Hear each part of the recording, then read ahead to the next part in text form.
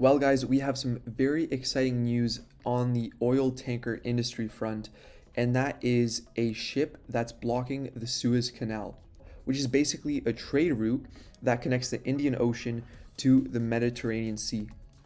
And this line is so important for providing essential goods to Africa and the rest of Europe, basically.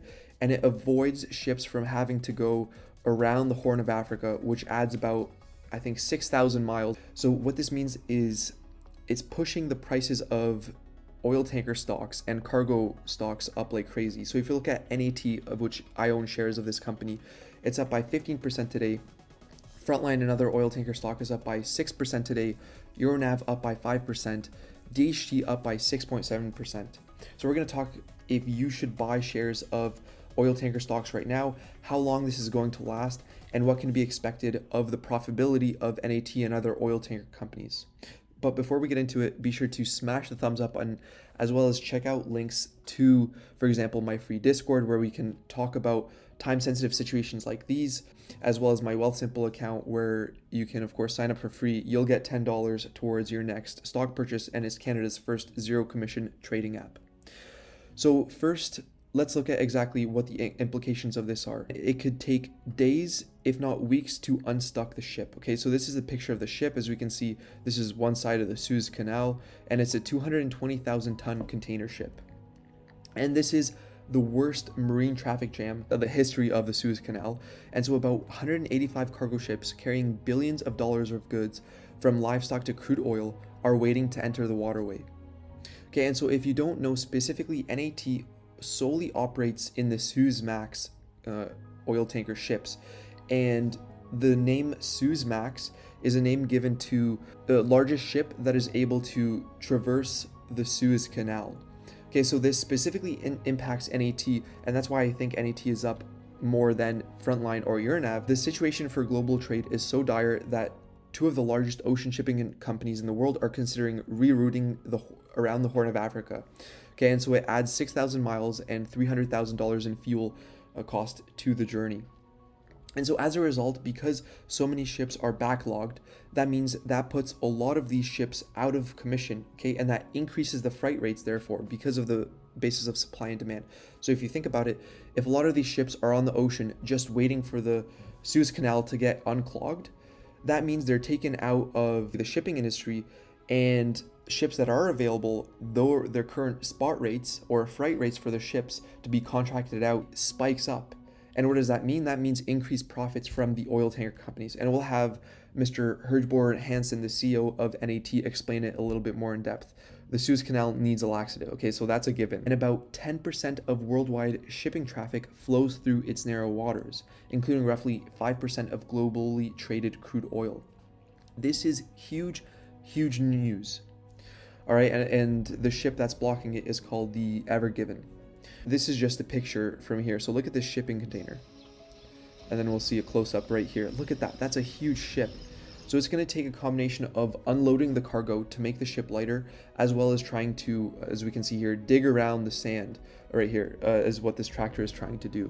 Okay, and so, I mean, memes have come out of it. If you don't understand it, that's fine. But, like, you know, this is a global situation that's very important. And here we can already see, this is Clarkson's Plateau Shipbroking for the weekly tanker rates. That weekly tanker rates have spiked as of even Friday. So for this whole week, Suezmax tanker rates have gone up from 10,900 last week to 17,500 this week. And I think this will only continue to increase. Same as Aframax have went from 15,800 to 17,400. But again, not as big of a move as the Suezmax vessels. And here we can see, this is the current freight rates right here. We can see a steady increase in all the freight rates, with Suezmax being the highest. Okay, and this is why, again, the price of NAT has skyrocketed by about 15% so far. Okay, and again, I'm holding my shares right now because I think this is a pretty good situation to be in if you're an NAT shareholder. Okay, and so we've already seen this, and so let's see what Mr. Herjborg Hansen has to say, which is the CEO of NAT. So NAT is a Suezmax specialist, etc., carries 1 million barrels of oil. Our fleet consists of 25 Suezmax tankers, including 2 new buildings. So a Suezmax tanker is the largest tanker that can transit the Suez Canal, and the Suez Canal is now blocked by a large vessel. We cannot predict how long the current situation in the Suez Canal will last, although current predictions are saying that it could take days to weeks to offload and unblock the Suez Canal.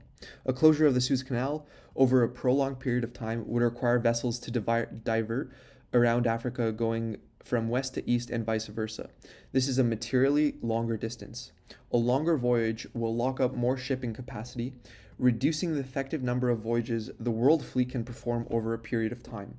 This means reduced availability of shipping capacity, which in turn would imply higher freight rates. So again, this is a massive, massive statement. And I think in response to this, NAT's CEO's son, Alexander, bought 50,000 shares at a price of $3.69. And I mean, he's made quite a bit of profit. Right now it's sitting at $3.88. And again, it's very easy to see why, because this thing could last quite a while.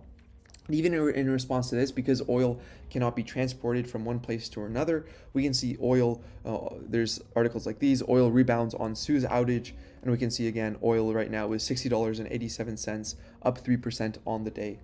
So this is a major, major move going on in the oil tanker industry market. And personally, I do not think it is too late to buy, although it would have been a pretty good time to buy yesterday or the day before when these prices were pretty cheap. And it just depends how long it will take to unblock the Suez Canal.